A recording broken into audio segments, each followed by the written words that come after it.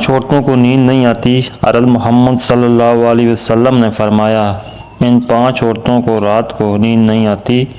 وہ 5 لوگ یہ ہیں۔ نمبر 1، بسم اللہ الرحمن الرحیم۔ ناظرین، کیا آپ کو رات کو سوتے وقت اکثر کروٹیں بدلنی پڑتی ہیں؟ تو اس کی وجہ جو بھی ہو، مگر اس کا نتیجہ جلد موت کی شکل میں بھی نکل سکتا ہے۔ یہ بات برطانیہ میں ہونے والی ایک طبی تحقیق میں سامنے آئی ہے کہ ایک تحقیق میں بتایا گیا ہے کہ جن افراد کو رات کو نیند نہیں آتی یا آدھی رات کو جاگ جاتے ہیں ان میں جلد موت کا خطرہ بہت زیادہ ہوتا ہے۔ اس تحقیق میں 5 لاکھ درمیانی عمر کے افراد کل شامل کیے گیا ہے اور دریافت کیا گیا ہے کہ نیند کے مسائل سے دوچار افراد بالخصوص مریضوں میں اس کے نتیجے میں کسی بھی وجہ سے موت کا خطرہ 87% بڑھ جاتا ہے۔ نیند کی کمی اور خراب صحت کے درمیان مضبوط تعلق موجود ہے، مگر نئے نتائج چونکا دینے والے ہیں۔ انہوں نے کہا کہ ڈاکٹروں کی نیند کے مسائل کو بہت سنجیدہ لینا چاہیے تاکہ ان میں خطرے کو کم کیا جا سکے۔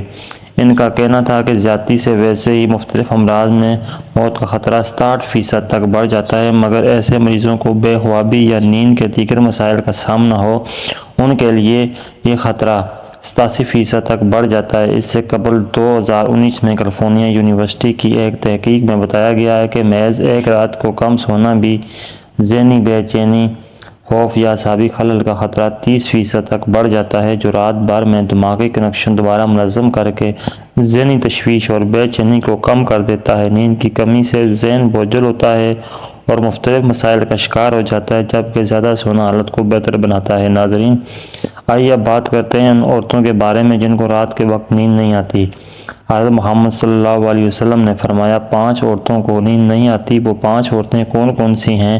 جاننے کے لیے ویڈیو کو مکمل ضرور دیکھیے گا۔ ناظرین، آئیے جانتے ہیں کہ ایسی 5 عورتوں کے بارے میں جنہیں نیند نہیں آتی۔ نمبر 1، جو کسی کے قتل کا ارادہ کرتی ہو۔ قرآن پاک میں ارشاد ہے جو شخص کسی مسلمان کو جان بوجھ کر قتل کرے تو اس کی سزا جہنم ہے جس میں وہ ہمیشہ رہے گا اور اللہ اس پر غضب نازل کرے گا اور لعنت بھیجے گا، اور اللہ نے اس کے لیے بڑا عذاب تیار کر کے رکھا ہے۔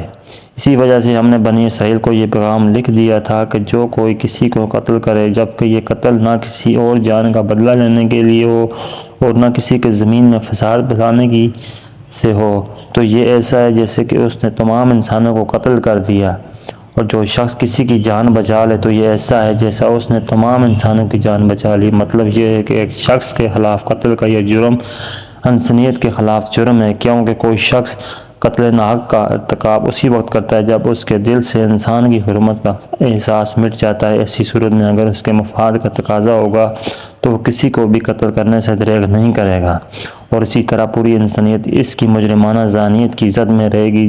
جب اس کی ذہنیت کا چلن عام ہو جائے تو تمام انسان غیر محفوظ ہو جاتے ہیں۔ لہذا قتل کا ارتکاب چاہے کسی کے خلاف کیا گیا ہو اور چاہے وہ مرد ہو یا عورت، تمام انسانوں کو یہ سمجھنا چاہیے یہ جرم ہم سب کے خلاف کیا گیا ہے۔ نمبر 2، جس کے پاس مال و دولت ہو اسے کسی پر بھروسہ نہ ہو۔ ناظرین، اکثر عورتوں میں یہ بخیل پن پایا جاتا ہے کہ وہ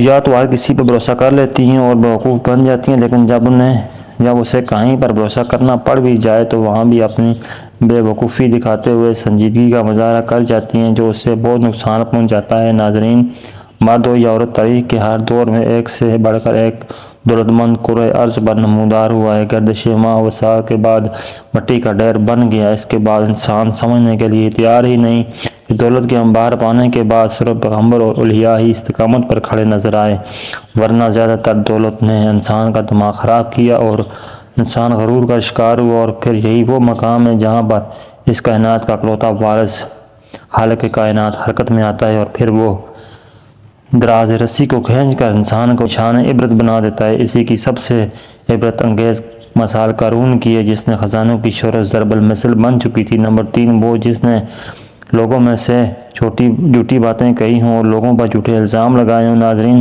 یار اور کی فطرت ہے کہ جب باتیں کرنا شروع ہو جائے تو دنیا کی کوئی طاقت اسے روک نہیں سکتی، اور یہی اسی کی اقامت اسے لے ڈوبتی ہے۔ اور جب باتیں کرنا شروع کر دیتی ہے تو وہ جلد جذباتی ہو جاتی ہے، پھر اسے جھوٹ سچ کا بھی خیال نہیں رہتا، اور پھر آخر یہی چیز اس کی رات کی نیندیں حرام کر دیتی ہے۔ حدیث شریف میں ہے کہ جھوٹے گواہ کے قدم ہٹنے بھی نہ پائیں گے کہ اللہ تعالیٰ اس کے لیے جہنم واجب کر دے گا۔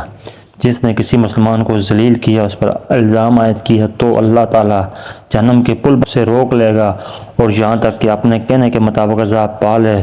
جو کسی مسلمان پر ایسی چیز کا الزام لگائے جس کے بارے میں وہ خود بھی نہ جانتا ہو، تو اللہ تعالیٰ اسے جہنمیوں کے خون اور پیپ جمع ہونے کے مقام پر اس وقت تک رکھے گا جب تک کہ اپنا الزام کے مطابق عذاب نہ پا لے۔ نمبر 4، وہ جس کی ذمہ داری زیادہ ہو لیکن اس کے پاس دینے کے لیے کچھ نہ ہو۔ کائنات کی تلخ ترین اور شفاف حقیقت بھوک ہے۔ بھوک بڑی بدذات ہے۔ انسان، جن، پرند، عارضی روح مخلوق اپنے بھوک کے سامنے بے بس ہو جاتے ہیں۔ یہی وجہ ہے کہ موجودہ حالات کے پیش نظر غربا اور بے سہارا لوگوں کے سامنے بھوک ایک بڑا مسئلہ بن کر کھڑی ہو گئی ہے۔ بحیثیت مسلمان ہمارے اوپر یہ فرض ہے۔ نمبر 5، وہ جو کسی کے عشق میں مبتلا ہو اور جدائی سے ڈرتا ہو۔ کسی اپنے کی جدائی کبھی بھی آسان نہیں ہوتی۔ اس جدائی کا احساس آپ کی دنیا کو برباد کر سکتا ہے اور ڈپریشن کو بھڑکا سکتا ہے۔ وجہ چاہے کچھ بھی ہو، کچھ لوگ محبت کرنے والوں کی جدائی کو جلد ہی قبول کر لیتے ہیں۔ دوستو، ویڈیو اچھی لگی تو لائک اور شیئر لازمی کرنا۔ ویڈیو دیکھنے کا بہت بہت شکریہ۔ جزاکم اللہ خیر۔